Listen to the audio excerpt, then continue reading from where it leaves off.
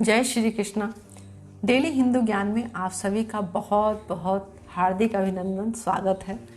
तो आज बात करते हैं, सावन का महीना चल रहा है, शिवरात्रि के बारे में बात करते हैं।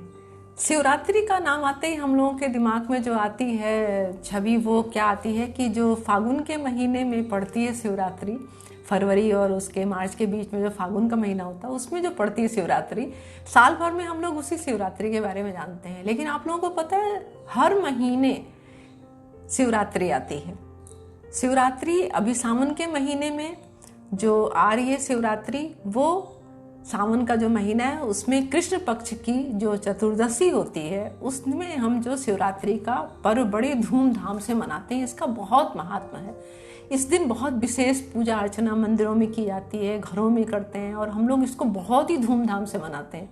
तो इसके पीछे क्या कारण है? इसके पीछे कारण ये है कि इसी दिन शिवरात्रि वाले दिन भगवान भोलेनाथ और पार्वती जी का विवाह हुआ था। इस दिन पूरी रात मंदिर में पूजा होती है, चारों प्रहर की एक विशेष पूजा अर्चना की जाती है जो पूरी रात चलती है। पूरी रात भोलेनाथ जी का अभिषेक होता है और पंचोपचार से इनकी पूजा की जाती है, जो कि मंदिरों में पंडित लोग बड़े विधि विधान से कई लोग मिलके इसको कराते हैं और एक विशेष पूजा होती है। गन्ने के रस से इसका भोलेनाथ जी का अभिषेक कराया जाता है, दूध से उनका लगातार अभिषेक पूरी रात चलता है। तो भोलेनाथ जी को और पार्वती जी को इस दिन पूरी रात इसीलिए पूजा अर्चना की जाती है क्योंकि इस दिन जिस दिन शादी होती है तो हम लोग पूरी रात धूम मचाते हैं, पूरी रात चलती है शादी। तो ऐसे भोलेनाथ जी का एक विशेष दिन है शिवरात्रि का, सावन के महीने का बहुत ही ज़्यादा महत्व है। तो अगर आप घर मंदिरों में पूजा इसकी करा सकते हैं तो बहुत अच्छी बात है। अगर नहीं करा सकते हैं, ऐसा नहीं हो पाता है संभव, तो आप इस दिन व्रत रख सकते हैं, मंदिर में जाके उनका जलाभिषेक कर सकते हैं, अपने हाथ से पूजा अर्चना कर सकते हैं, उनके मंत्रों का जाप कर सकते हैं, उनका जो शिव स्तुति है वो पढ़ सकते हैं, शिव चालीसा पढ़ सकते हैं, शिव अष्टाक जो मतलब उनका शिव जी की स्तुति का वो है वो पढ़ सकते हैं, आप शिव कथा पढ़ सकते हैं। जो पंचाक्षर उनका मंत्र है ओम नमः शिवाय, उसका जाप ज़्यादा से ज़्यादा कर सकते हैं। इस तरह से हम पूजा अर्चना अगर नहीं कर पाते हैं, जो भी कर पाते हैं आप जो करिए वो श्रद्धा और विश्वास और भक्ति के साथ करिए। मंदिर में आज उनकी जो अभी इस मतलब साल में जो पड़ रही है शिवरात्रि सावन के महीने में वो 26 तारीख की है। तो 26 तारीख को उनकी विशेष रूप से जो कांवरिये आते हैं उस दिन वो भी जल चढ़ाते हैं। उस दिन अगर दोनों मियाँ बीवी साथ में पूजा अर्चना उनकी करते हैं तो कहते हैं दाम्पत्य जीवन उनके लिए बहुत ही शुभ फलदायी होती है। ये लड़कियां अगर लड़के लड़कियां दोनों इस दिन भगवान विष्णु उनकी शिव जी की अगर उपासना करते हैं तो उनको मनचाहा वर और वधू की प्राप्ति होती है। तो आप इस तरह से उनकी पूजा, आज जो शिवरात्रि का दिन है ये एक बहुत ही पावन विशेष दिन है। इस दिन उनकी पूजा अर्चना आप जरूर करिए, इसको आपको मिस नहीं करना चाहिए, आपको जरूर करना चाहिए। एक और इसके पीछे कथा है कि जब इसी दिन जलाभिषेक का इतना महत्व क्यों है, वो इसलिए है क्योंकि जो समुद्र मंथन हुआ था, जब देवताओं में और असुरों में राक्षसों में जो ये विवाद हुआ था, तो विवाद होने के बाद जब मंदराचल पर्वत को बीच में डाल के और जो शेषनाग का वो बना के और मथानी बना के इसको पूरे समुद्र का जो मंथन हुआ था उसमें से जब विष निकला था तो उस विष को कोई भी लेने को तैयार नहीं था। अच्छी अच्छी चीज़ें जो निकली, बहुत सारे रत्न निकले, 14 रत्न निकले, वो सबने अपने एक एक करके सबने ले लिया। तो इसको कोई लेने को तैयार नहीं था। तो ये विष जो था वो भोलेनाथ जी ने ग्रहण किया, क्योंकि भोलेनाथ जी जो है वो जन कल्याण के लिए हमेशा जब भी करते हैं, परमपिता परमात्मा है वो, तो वो अपने बच्चों का बहुत ख्याल रखते हैं, इस दुनिया का बहुत ध्यान रखते हैं कि भाई हम किसी को कोई कष्ट ना हो। तो सबके कल्याण के लिए, जन कल्याण के लिए उन्होंने विष को ग्रहण किया।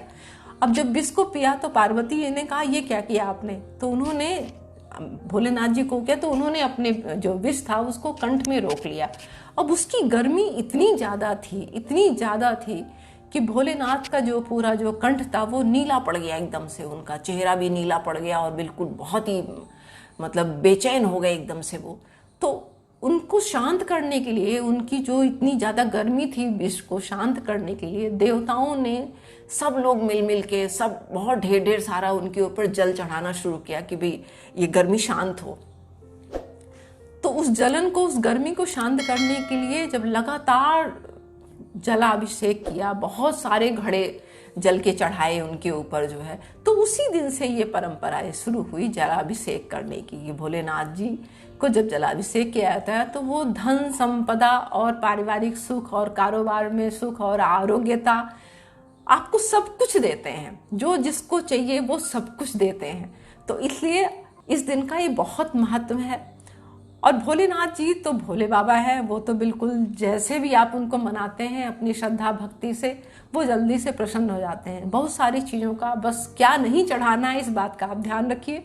वो चीज़ें जो नहीं चढ़ानी है वो उनको मत चढ़ाइए। जो श्रृंगार का सामान है वो पार्वती जी को चढ़ाया जाता है, और पार्वती जी को पूरे सावन के महीने श्रृंगार का सामान समर्पित किया जाता है। श्रृंगार में आप मेहंदी चढ़ा सकते हैं, सिंदूर चढ़ा सकते हैं। सिंदूर भोलेनाथ जी को बिल्कुल नहीं चढ़ाया जाता है, मेहंदी भोलेनाथ जी को बिल्कुल नहीं चढ़ाई जाती, क्योंकि वो बैरागी सन्यासी हैं।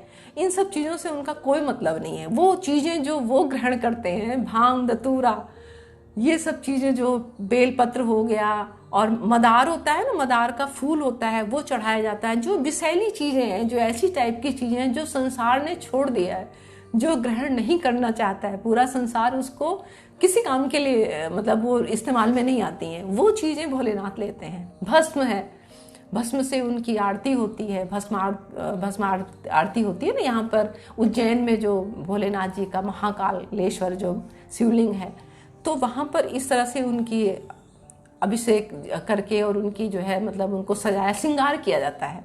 आरती से ही, उससे भस्म से ही उनका श्रृंगार किया जाता है। तो वो चीज़ें भोलेनाथ जी ग्रहण करते हैं, उनको सांसारिक चीज़ों से कोई लेना देना नहीं होता है। ये तो आम लोगों को चाहिए, धन दौलत, ये खाने पीने की दुनिया भर की जो वस्तुएं हैं वो संसार की हैं। वो तो बैरागी हैं, वो तो सब चीज़ों को त्याग के वो अपनी आराधना में, अपने इष्ट की आराधना में लगे रहते हैं, वो अपनी साधना में लगे रहते हैं। तो इसलिए वो परम पिता इसीलिए बनाए गए हैं, इसीलिए उनको परम पिता कहा गया है, क्योंकि वो देवताओं के भी देवता हैं, देवताओं के भी देव हैं वो, और परम पिता हैं वो।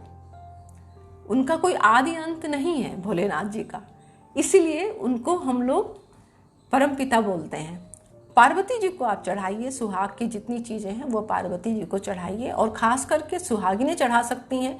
अभी तीज का जो पर्व आएगा, जो त्यौहार आएगा, उसमें तो सुहाग की सारी चीज़ें पार्वती जी को चढ़ाई जाती हैं।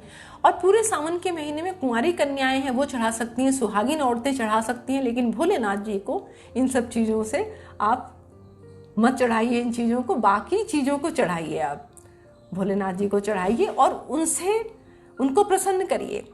आप पूरे सावन के महीने उनके मंत्र का उच्चारण कर सकते हैं, मंत्र का जाप कर सकते हैं। आपको इन सब चीज़ों के साथ साथ आपको ये भी ध्यान रखना है कि आप सावन के महीने में या खास करके जब व्रत त्यौहार रखें तो आपको झूठ नहीं बोलना है, आपको गलत चीज़ों का, खान पान का ध्यान रखना है, आपको अपने आचरण में शुद्धता लानी है। इन बातों का ध्यान रखिए।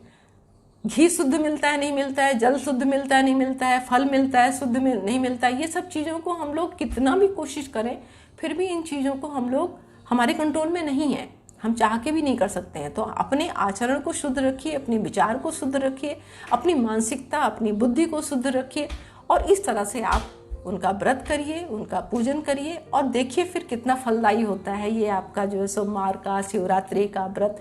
तो शिवरात्रि पे आप इस तरह से भोलेनाथ जी की जरूर पूजा करिए और उनका आशीर्वाद लीजिए, और अपने परिवार में, घर में सुख शांति आपके बनी रहे। यही मंगल कामना मैं आपसे, आप लोगों के लिए भगवान भोलेनाथ से करती हूँ। तो मिलते हैं एक नई वीडियो में, नई चीज़ों के साथ, नई जानकारी के लिए। तब तक आप मेरे डेली हिंदू ज्ञान चैनल जो है इसको आप लाइक करें, सब्सक्राइब करें और शेयर भी करते रहिए। जय श्री कृष्ण।